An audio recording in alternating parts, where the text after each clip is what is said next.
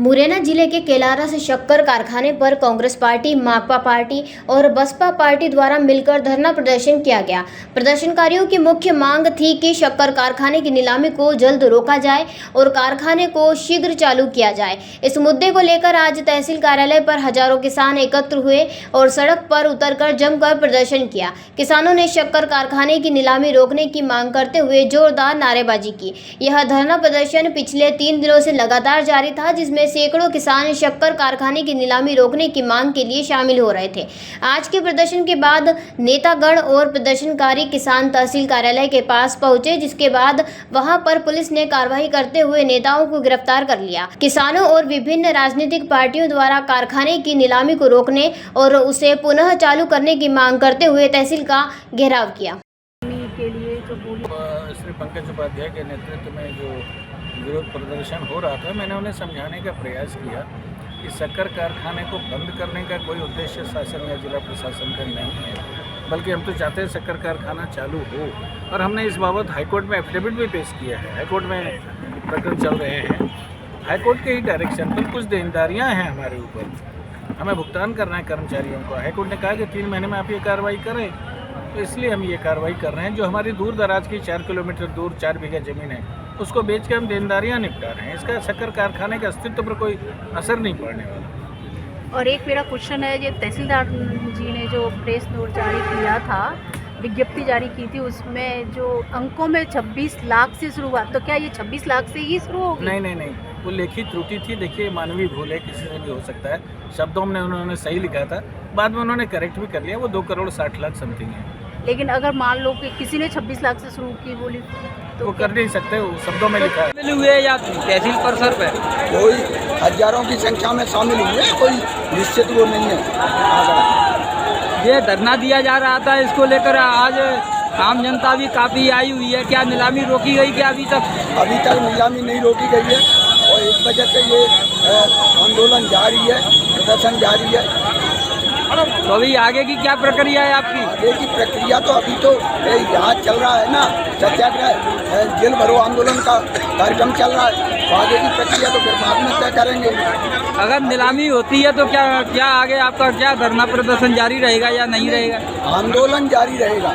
आंदोलन का तरीका बदल सकता है, ये जरूरी नहीं है कि जिस तरह चल रहा है उस तरह से आंदोलन जारी रहेगा।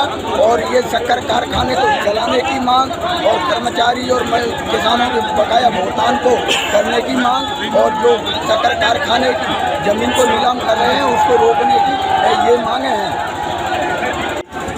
मोहन यादव ने भी आके घोषणा की मुरैना के अंदर कि हम इस कारखाने को अविलंब चालू करेंगे, लेकिन वो कारखाने को चालू करने के बजाय कारखाने की परिसंपत्तियों को बेचने का काम कर रहे हैं। ये गलत है, ये लूट है सरासर, ये डकैती है मध्य प्रदेश सरकार की, जो बर्दाश्त नहीं की जाएगी। कितना भी जेलों में पहुंचा है, कितना भी हमें लाठियों से पीटे, डंडों से मारे, गोलियां चलाए, लेकिन ये नीलामी नहीं होने दी जाएगी। अभी जैसा कि आपका निर्धारित जेल भरो आंदोलन चला रहे हैं, गिरफ्तारियां शायद चालू हो गई है और गिरफ्तारियों के बाद हमको जेलों में ले जाया जाएगा। उसके बाद कब छोड़ता है प्रशासन, उसके बाद तय करेंगे आगे के आंदोलन की रूपरेखा। लेकिन ये आंदोलन जो शुरू हुआ है वो कारखाना चालू होने तक निरंतर जारी रहेगा। लेकिन वो चालू नहीं हो पा रही है। लेकिन हमारे प्यारे विधायक जी ने ये संघर्ष किया है, उनके साथ हम लगे हुए हैं। तो अब ये फैक्ट्री चालू होने की पार्टियाँ इसमें शामिल है, बहुजन समाज पार्टी, कांग्रेस पार्टी, सभी साथियों के सहयोग से हमारी ये शक्कर फैक्ट्री चालू होनी चाहिए।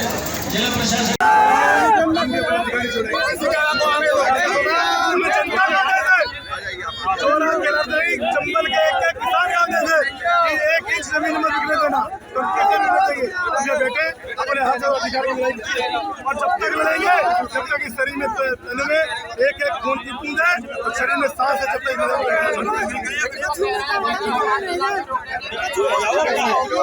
ये 480 करोड़ की घोषणा, 480 करोड़ की घोषणा उन्होंने वहाँ इंदौर में दी।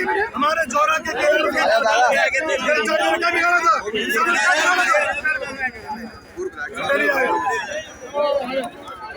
मुरैना से गौरव गौर की रिपोर्ट। क्या आपको अपने घर की दीवारों की इंसुलेशन की चिंता सता रही है और बढ़ता हुआ बिजली का बिल आपकी रातों की नींदें खराब कर रहा है? कभी सोचा है इसके बारे में?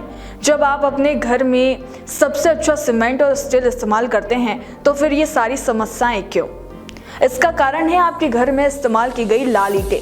तो क्या आप अपने घर की दीवारें ऐसी ईंटों से बनाना चाहेंगे? आपके घर को सुरक्षित रखने के लिए बाबजी इंडस्ट्रियल प्राइवेट लिमिटेड लाया है इको फ्रेंडली सुपर हीरो बाबजी एएसी ब्लॉक, जो गर्मी और ठंड से बचाएगा। High pressure steam autoclaving process से बने बाबजी एएसी ब्लॉक एक क्रांतिकारी सामग्री है जिसकी मजबूती और टिकाऊपन साधारण ईंटों से कहीं ज्यादा है।